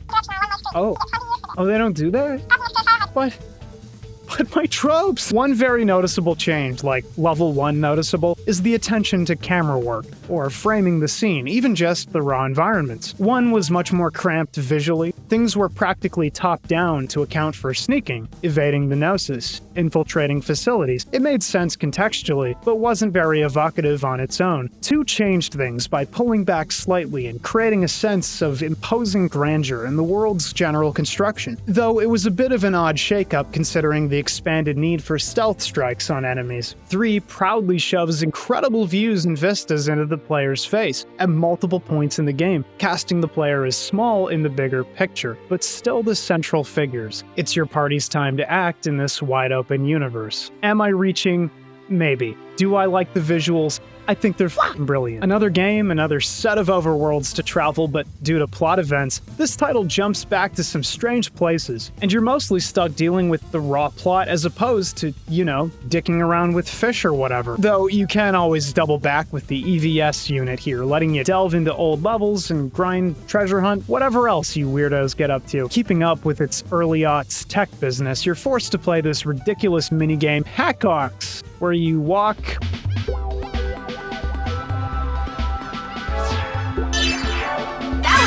I love the introduction too. Shion's having a bad day and needs to relax. Hey Chief, why don't you play our new arcade game, Hackox? Oh, I don't really want to play. Actually, you can exit right after touching the thing and continue. And I did that. Level design has not changed. It's a series of gated paths unlocked by faffing around, getting in scraps, picking up items, and finally clearing the way 5 to 10 minutes into any given roadblock. What else is there to say? It's amazing that this late in the series, no major shakeups regarding the regular non-combat play took root. You're still blowing up objects without discretion. You're still running away from monsters. You can trap them now, or place traps and detonate them to stun enemies. They can't walk into these, so they might as well be stunning C4 or something weird. There are puzzles. I am puzzling over whose job it was to craft so many puzzles. Was that your day job? How'd you come up with all these? Did you source them from other games? Is there a big silly design book for puzzles? When do they stop? Can I play the game? Combat changes are significant, so let's go over them, including mech combat. The sharp mechanical nature of the second game was cutting fans' hands, so they had to swap out the pointy bits with something softer. So, Xenosaga III, a game where, until about halfway through the run, you'll regularly use basic attacks and ethers because you just don't have all that much to do in the regular combat. Okay, it's kind of like the first game, but with new break mechanics and an altered boost system. Loading up your party with new techs and ethers is streamlined, looking very modern-era game design, right? You level up one path, and preferably only one because you want the maximum return on investment, and that's your character. Jin's either a sort of dodge tank or a big slasher. Junior can be a mage for some reason, or not. Shion can support the party, or throw a... Yeah. It's like you're picking your party members' classes, and it makes things easy, at least. Fair enough for a last sprint near the finish. Regular encounters are handled like any Xenosaga game. Blast them. You've got 6 party members and can swap new ones in to fit the situation. Basic attack, hit weaknesses with tech, or just spam AoEs, which is surprisingly easy to do because boost charges are acquired by hitting people. So hitting 4 people at once, for example with an AoE, gives you 4 times the points. So you can AoE, boost, AoE, boost, AoE, but the real challenge is bosses, obviously. The break system was reworked, so instead of hitting a target break combo, you have to build up the enemy's break bar, generally by hitting them with break attacks, throws, spirit strikes, slams. God, that's good. And keep the pressure up, at least if you want to make it expeditious. So plenty of characters have dedicated break attacks for inflicting the status faster. That is the funniest thing in Xenosaga. This can be abused and optimized, allowing the player to steamroll several difficult fights, but you know what? I think that's fine. The enemy certainly is not holding back. Okay, whatever that is. Oh, what the fuck? Xenosaga doesn't do that stuff very often. It can have one. I will say the system really incentivizes abuse over straight-up engagement, because your damage, without breaking the enemy, is minimal, and break only lasts a few turns. Generally, you'll save up your boost charges to unleash powerful special moves the second you break whatever boss. The system works It's fun, but it does feel an awful lot like pillow fighting until like 10 minutes into any battle, and only for a moment. I feel like 2 did a much better job at feeling rewarding, technically being able to go whenever, just as long as your team was all charged up, and that damage was a thing of beauty. I appreciate the intricacies of 3 and the way it gets you into your characters more. I ignored Chaos for all of 2 and most of 1, but here, he was a utility all-star with them team heals, break moves, AoE, he carried. Even Momo, who I neglected since the start, got used every boss fight because she was a quality swap-in once my other healers were out of juice. Tankier characters can use this heat ether to force attacks their way, helping them fulfill their tank role more effectively. It's a cool game, and I recommend sticking with it if you're still early game and thinking of dropping. It gets significantly more open and enjoyable as you level up. Mech combat was reworked pretty heavily. 2 was a dry run for what 3 did, more or less. A menu straight out of the shittiest joint in town. Minimal options, quick and simple, it got the job done. But in 3, they managed to get the player into the equip screen, meaningfully fiddling with parts, not just slapping on what's strongest. In 3, mechs have a finite cap of actions per round, which are pretty quickly chewed through by selecting multiple weapon attacks. But that's only the very surface of the system. You're actually intended, and especially with later boss fights, to go to the equip screen and ensure your weapons are capping your total hits and support score. Then pull off the greatest number of hits on an enemy, which will raise the percent chance for an ally to tack on an additional attack free of charge, all of which boosts characters' anima gauges up to a maximum of 3 charges, and powering up this way further greenlights devastating super attacks. Okay, if you don't quit it right now, I'm gonna get into mechs. Noted mech poo-pooer KBash is looking respectfully at the mechs. I would be so mad if you continue to make them look cool. That said, we gotta talk about them endgame mech fights. I mean, Jesus Christ, 30 minutes, 40 minutes, 50 minutes, the endgame falls off hard. I wasn't expecting a lot, but eventually Xenosaga III decides to start wrapping up some of the villains' arcs immediately, like one after another, in a grueling and unnecessary series of boss fights, all in mechs, that suck any kind of joy out of the play. There's artistic value in that. Shouldn't the end of a dignified life be represented in some epic battle of attrition? But in reality, I'm sitting there, bored out of my skull in a Discord call, not because this stuff is challenging or complex, but because I have to consistently keep up with the damage, and when the party gets low, pop a heal. It's annoying. It's incredible how padded out these guys are. I mean, my gear was practically top class, and my stats were really good. First one wouldn't have even been a problem, but by the third, you're just flatlining, dude. Regardless of my griping, all of these disparate pieces, visuals, level design, combat, really highlight how little the core gameplay has evolved. I love what they did with the visuals. The evolution over 3 games is interesting to dissect and think about, especially in terms of tonal conveyance, right? What they want to say with them. The combat's gone around the world, from fairly basic to deeply nerdy, all profoundly player-driven with customization in every entry. Both of these parts feel like compromises, picking the best parts of the 2 preceding foundations and crafting something new out of them. Simple but complex combat, cartoony but adjusted visuals, and yet, we're still just wandering around blowing shit up, playing with silly little puzzle sections, and kind of half-engaging with the sneaking possibilities because we need experience and ability points. It's a real video games problem to have, parts of the whole that feel ancient compared to others because other parts have been iterated on, but it's such a standout part. Maybe more was planned and it got scrapped because it surely isn't broke, so why bother fixing it? But it's interesting to see a game so intent on telling a story to maintain its obvious gamey drapery. I like to celebrate that aspect of video games nowadays, even if it's kinda jank, but you've gotta wonder what Xenosaga could have been if its shell had as much attention paid to it as the combat, for example. They're fine plays, long, arduous, but fine. As for the story, Xenosaga has, since the first entry, showed off Shion's dead boyfriend Kevin in various flashbacks. Someone we're led to believe is the benevolent, visionary designer of KOS-MOS who engineered her to protect Shion at all costs, and with secret functions her current designers are unaware of. Kevin has largely been left out of the games otherwise. Xenosaga III intros with a young Kevin being deeply traumatized by his mother, who is turning into a Gnosis, getting blasted into space. So you have to figure he's gonna be relevant this time. Cutting to the current Judgment Day, the Suit People, also called the Testaments, are gathered around a burial site.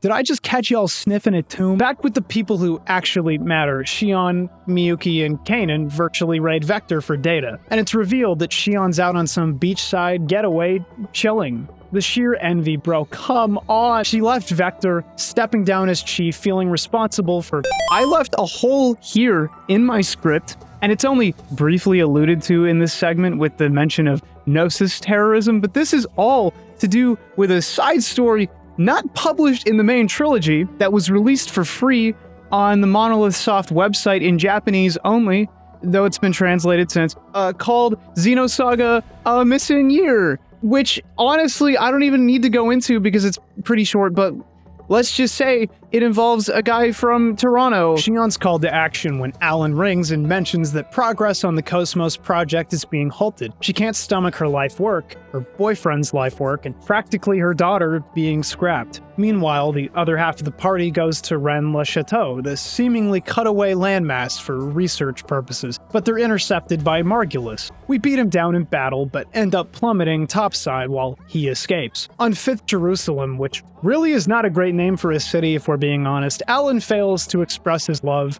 As usual, I'm used to the blue balls at this point, and frankly, I think he likes it too, and Shion collapses after Chaos informs her of the party's perils. Shion's been spacey throughout the series, not just because she's an egghead or flighty or whatever, but because Udo keeps contacting her, and she keeps seeing things, experiencing supernatural events that nobody else can really assist with. And by this entry, it's really starting to affect her. She faints twice in the first few hours of play, and continues to over the course of various missions as the party asks time and time again, Shion, are you okay? No, she is not.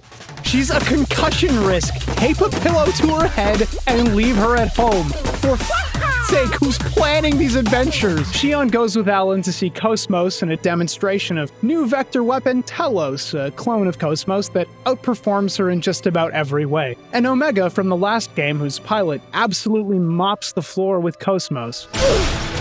Things are grim. Not only is KOS-MOS to be scrapped, but she can't even justify her existence to this corporate entity, despite her relative humanity. It's bizarre. And obviously more is going on behind the scenes. You don't just can a super weapon because you made a better super weapon. This is literally a holy shit two-cake situation, guys. And for KOS-MOS to lose to a version of herself, man, come on, game. Don't ask, what if KOS-MOS had sex appeal? Just don't. She's great on her own. Just stop there. Don't get preoccupied by what ifs so much. Before we try to save KOS-MOS from her fate, we learn that Omega's pilot is none other than Fei Fong Wong. I mean, Abel. Abel is the pilot. Legally distinct? Character Abel, directly pulled from Xenogears, is the pilot of the Omega. And he draws Ellie, or Nephilim. I'm sorry. What, do I have to worry about the Gazelle Ministers and System Hawa here too? When's Blanca-chan coming back? Where's Dan? I mean, I came here to finish off the losers. I need you to gather your things together at once. I'd be pissed right now, but you're literally voiced by Alan, whose voice actor also voices Kevin. So Shion's surrounded by men of increasing shrillness, and only her dead boyfriend sounds even kind of acceptable. You don't fit into society, and people don't care to try understanding you. Stew in that. Oh hey, confirmation that Chaos is gonna do stuff this game. I don't know, he sat out for most of 2. With all the floor slapping Shion's been up to, she's forced to cancel plans with Alan. Thankfully, she remembers to be a human being for 5 seconds, and they eat food together. I mean, I don't care for a forced romance. Alan obviously has no riz. Shion clearly feels nothing about him, but it's still nice to see the harmless boob get some joy. You know, the party infiltrates Vector to steal back KOS-MOS. Okay, Jin? Junior? Ziggy? Whichever one of you idiots is planning these excursions, I'm gonna politely ask you to step up. Okay, this character is not fit for space travel, for operating large machinery, or for handling weapons. This is not difficult, okay? Please, someone be an adult. Oh, look, Abel is there. Cool. Like, how much of this is supposed to be a supernatural occurrence versus security really needs to work harder? So we find KOS-MOS intact, and that's great because I am gonna fuck. Is 5th Jerusalem just the United States? Is there a reason she's not admitted against her will? Will it bankrupt her? I have all these notes detailing different conversations between different characters, and most of them really amount to contextualizing things slightly. Nothing really suited for recap because it's fluffy information that's hard to make interesting or immediately valuable. That said, Xenosaga is great at making use of character interactions wherever possible to more thoroughly dig into events. It's just that it happens to be more effective after your first playthrough and you're familiar with all the nouns and less anxious to move on. We eventually get the gang all together, delve the dungeons, but we're attacked by Telos and eventually Virgil. It's an excruciating scene because, unfortunately, the tests didn't lie, and KOS-MOS is far weaker than Telos, only able to stand bravely in defeat. Before KOS-MOS is killed, Shion's necklace magically saves the party by thrusting them 15 years back into old Miltia, mostly to dig through any lingering plot questions regarding the origin of the Miltian conflict and the pasts of a few characters. Also, old man Bal from Xenogears is here, alongside his granddaughter, not Maria from Xenogears. She is the worst person I've ever met. I can't believe you'd use a child to try to convince me. You're despicable. Don't tell me you already got grandfather. Time to feel my father's wrath. It's actually pretty impressive, I think, to drop the ball on characterization for Maria in Xenogears, and then turn around like 10 years later and make her the most insufferable person in the story so far, in a game featuring that guy and that guy. For humans to live, we have to conquer and destroy and eat other organisms. Wow!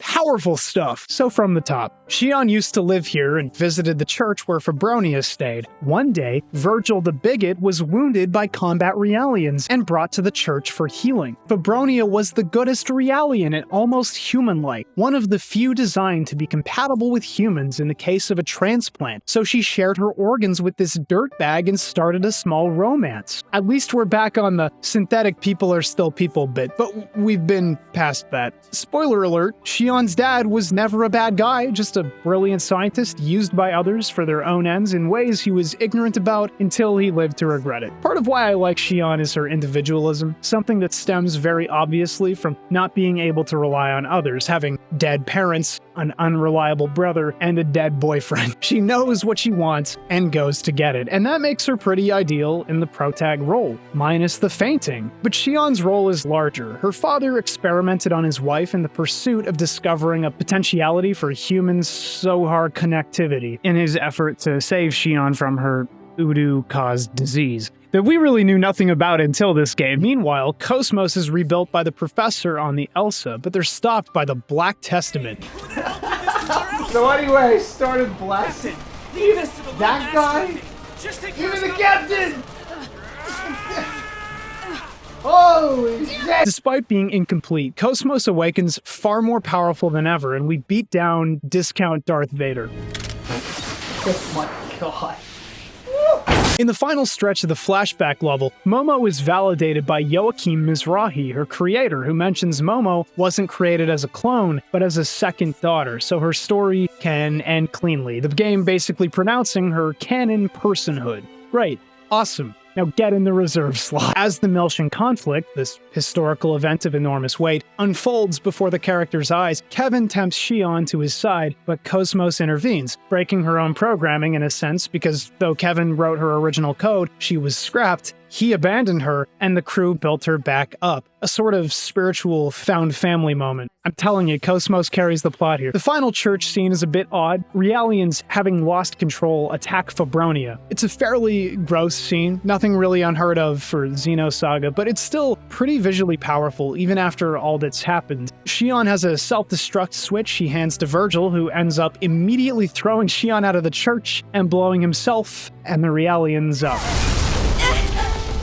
But, and didn't he die? Blue Testament Virgil, as distinct from past Virgil, takes a moment to call Shion a hypocrite and stupid because she allowed Virgil the choice to do evil, making her bad and dumb. And then Xenosaga III attempts to humanize a bigot because the ghost of Fabronia says, "I love you." This is probably the least interesting and most questionable scene in the game. I don't buy the cheap "no you" rhetoric. I don't buy the redemption. I'm still not sure why Fabronia can be anywhere she wants to, but goddammit, we got hella drama. ranks. The takeaway from all this is that young Xion called the Gnosis, not Joachim Mizrahi, something about the Testaments collecting data on her and all this being a simulation. I don't know, who gives a shit. Xion's gonna die. Kevin pulls the I'm saving you card and it almost works. We also learn that KOS-MOS's power is derived from the Zohar, and because Xion reacts to that, she loses life from KOS-MOS using her abilities. That's a cool idea, really highlights the motherhood or even parenthood as sacrifice conceit we see with Xion's own parents sacrificing in their own ways, and her being forced into a similar position. With Milsha plunged into chaos, Dimitri makes a play for the Durandal, Junior's ship, because it contains the Zohar emulators. Mary takes a goddamn bullet to the chest?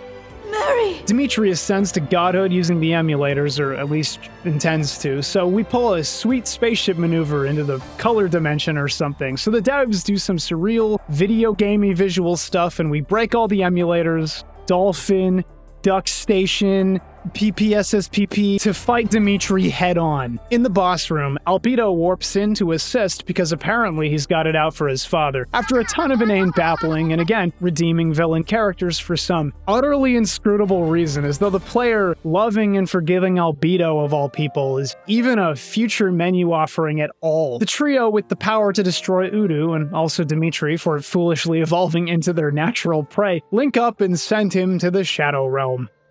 Wait, Rubido has a true form? And you stuck us with this weird child all games?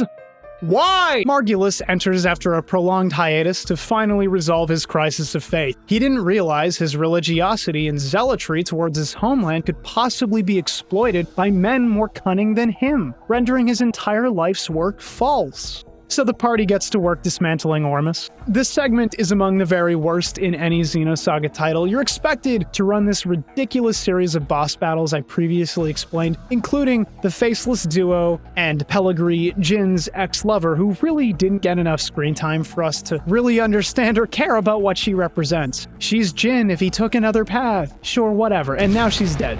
And now Margulis is dead. And I have a feeling that the major religious organization turning out to be a fraudulent cover for some white-haired fop isn't the most gutting conclusion they could have come up with. But it does suck.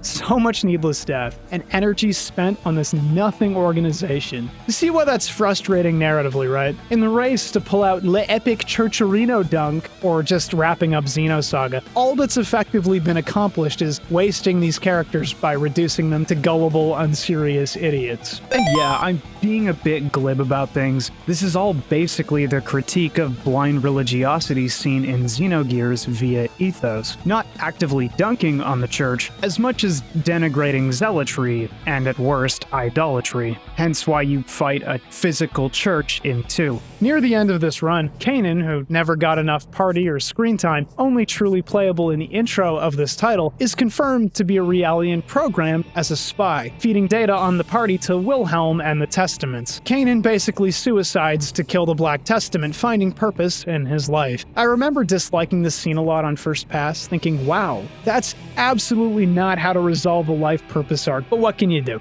It's like this. Synthetic life has no innate purpose outside of programming, according to the game, and that bugs Kanan. His whole life he's been doing things practically against his will, and so to resolve this issue, he takes matters into his own hands and ends his life instead of submitting himself for reprogramming or anything, and gets swept off stage in bits more or less unknown to the player. He was introduced as a cool guy with a mysterious past, and that's just about it for Kanan, but at least it was his choice. Ain't no way, man, that's Jesus the Christ! Chaos was a disciple? KOS-MOS is Mary Magdalene? What? Ah, yes. See, making Yeshua a party member is symbolic of, well, Yeshua is Joshua, and he was the successor to Moses who led Israel in the conquest of Canaan? Oh my god. It's boys' love! Do you kind of get why I like Xenoblade so much and struggle with these stories a little? I like the themes, I like the ideas, but the tendencies to pull and compile from great works as though the pastiche is inherently meaningful, understandable. This isn't a story. Chaos is a disciple, wow, cool. Why can he kill Gnosis in one hit but not mechanically? Am I supposed to feel something about this? Like, what? I'm sorry. This is like Old Testament New Testament mishmash nonsense. Even the interpretations I've read online don't seem to draw conclusive or meaningful points out of this presentation. It very much feels like biblical blasphemous fanfiction for Bible nerds. So please write your theses in the comments below. Interpret wildly. This is the part of Xenosaga that's broken me up the most because I'm looking for something meaningful. Like, I'm trying to extract value from this and I'm struggling. Maybe it's because I'm not a practicing Christian per se, so meeting the material where I am, my issue is that Xion is a descendant of someone who worked for Mary Magdalene, like her maid. And this all seems to imply, with Mary Magdalene, with chaos being, extant in the present day, saving the world, that you need to be of particular heritage or adjacent to particular heritage to meaningfully change the world. And that doesn't really sit well with me. Like being uncharitable that it's perpetuating Nepo baby lamer fiction. If the central conceit of Xenosaga, seen in the first entry via Nephilim, is that even the smallest ripple can resonate throughout the universe, I don't know that Xenosaga actually meaningfully demonstrates that. The final confrontation with Telos is cool to watch, but we obviously win because we're the heroes, so thanks for having a dark YouTuber persona, KOS-MOS, but I feel like she kind of got trotted out to die for no real reason. Excuse me. It is the end game. Shut up! Kevin successfully tempts Xion to his side. They can be together, and he can heal her. Awesome. But maybe break out the band-aids right now, because these boo-boos might sting a little. The final fight is a simple standoff between the player and Wilhelm. Wilhelm represents a lot of things. He's the head of Vector Industries. He's the head of Ormus, and by extension, UTIC. He was the executive committee director of the Galaxy Federation a decade before the events of the plot. He has a finger in every pie. While it's not exactly clear what he physically is, we do know he's something of a supernatural, or at least above mortal individual who's been planning for the eternal recurrence, or the collapse and reset of the universe. The party, naturally, is inclined to stop him and extend the time before the event transpires. This is all jumped on the player in the final cutscene, which makes it pretty hard to swallow, this single person to blame for basically every event set in motion for the purposes, apparently, of acquiring the anima relics and KOS-MOS and all of this other to do the Xenogears. And man, am I glad Xenoblade exists. Cause yeah, sure, Xenogears is cool,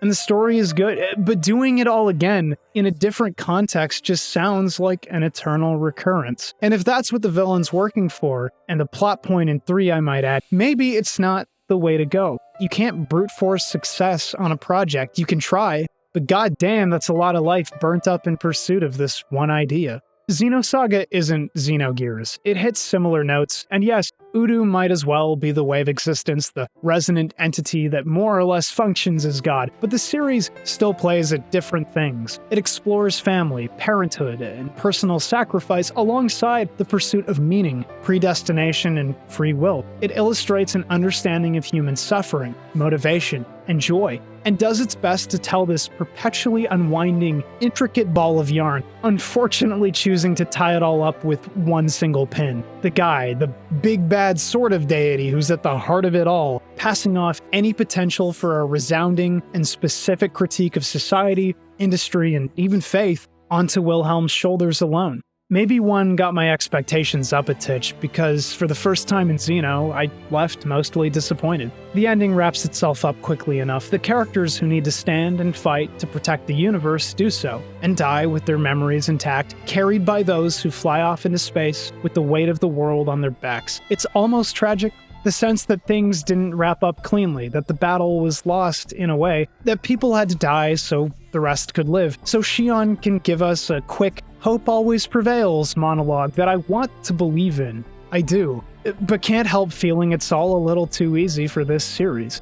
At the same time, life in the universe is doomed unless future generations can resolve the issues. We only bought time. Though fate is solidly in our hands, I think that's where I'm struggling. It's a fine message, something that has meaning today and probably always will. Xeno All of it wants me to believe in humankind, and in some small way I do. But I also know that meaningful structural change won't occur for human beings until I'm too old and broken to reap the benefits. I know that the climate crisis is going to displace millions of people in my lifetime, and that people are massively susceptible to hate and propaganda, especially the people who think they aren't. The Xenosaga universe is riddled with very human horrors that get very little reflection or resolution. People are still, at least somewhat, anti-Realian bigots. Realians aren't afforded equal human rights and are broadly disposable. Man-made life has less inherent value than life itself because humans make for gods. The Federation raised dead human beings with advanced robotics to create super soldiers with no meaningful care or support given to them,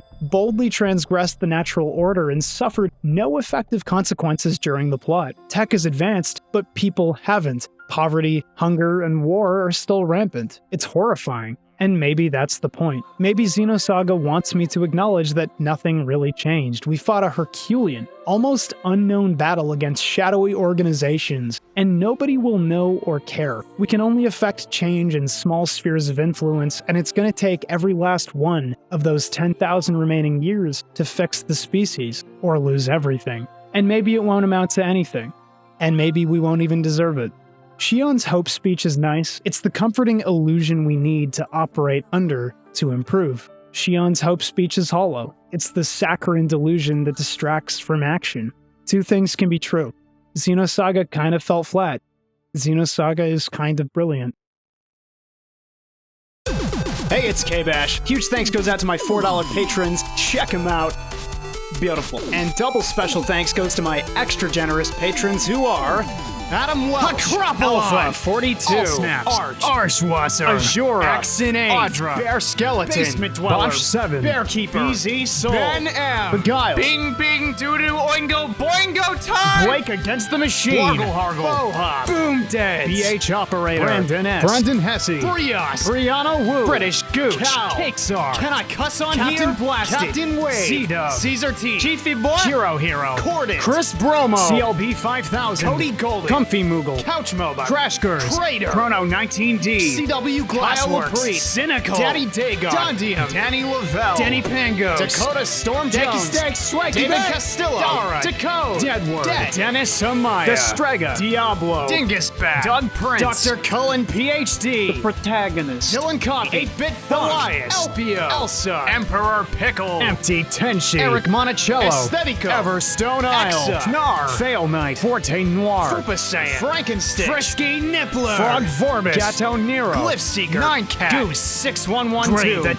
Darkest Black, Garcory, Gucci Plank, Asi Ibrahim Tanirga, Hatsune Miku's Crackhouse, Arkosh, Demon, Game and Station, Hermit J, Hexmax, Honeymutt, Horn Tiger, How do you know? Huey, I'm supporting KBash just because I wanted to make this part of the video longer. Ingenious Clown, I punched a sandwich, Irrational, Irradiated Cherry, Dice Kyle, it's not bad, it's time to sue, it's not good, Ivy Ruth Langley, Jack Hydrick, Jacob, James, Jason Lasky, Jaden, JL Savarus, J-Deus, JK Hedgehog, John Bo the Joker, Joke Frog, Jordan Joyner, Jorzy Burden, Juicy Frost, Jules DLC, Julian My Julian, Kaizetta Slow, K-Bash's Best K, Keegan Too Cool, Keith the Thief, Kata Snack, King Kuma, Keith, Kenite Pike, Clock, K-Noe, Cone 2020, Rated, Crazy Dark Chocolate, Kumi, Heist, Kyle, KZ Excellent, Lady Dentalian, Lady Weed, Latrix, Laundry Mom, Lego Sid, Lethal Nibbles, Little Big Trouble, Loathsome Dung Eater, Low Fat Moger, Lucas Boy, Lucky McSmucky, Mac James, Lunatic, Lupin the Turd, Magic Meows, Magical Madman, Mama Rollin, Manapool, Mara Ganger, Marcules, Mugio, Maximilian Wolfgang Niver, Maple Puppet, Metal Gear Gaseous, Michelle Citrano, Mike DeVere, Milky Moo Official, Mikusagi, Moa, Bobby Dobby, Big Titty Gok, GF Cooley, Monochrome Only, Morgana Black, Modi, Mr. Dodongo, Mr. Whiskey 282, Mr. Yeety Dabface McYoinkbone, Nyrenew, Nito Torpedo, Nico Puzzle Rat, Nifty Rex, Norian Daridius, Not Nobel, Nuggy, Old Burgle, Old Man Cranberry, Omega Fighter, Omni Nerd Zero, Only LK, Plant, PBK, Pinata, PK Gaming, Popular Hitman, Potato Gaming HD, Prismatic Dan, probably not Grady, Fractal and Pals, Project Darklight, Punch Fighter Champion, Quasar McDougal, Quillwork, Quinn, Radpunk, Reasonable Willow, Reggie Rodriguez, Renteca Bond, Ricochet Framed Relay, Roy Londo, RP Gamer, Ryan Maury Brooks, Saigon Man, Siren Smells Good, Salsa, Salty Smasher, Scribe Slendy, Say Sakai no Awarda, Saphirium, Sexy Bionic Bionicle GF, Shot. Shinigami, Nintendo. Shut up, Wesley, Silver Bear 909, Singe. Sir Doodles a lot, Sim.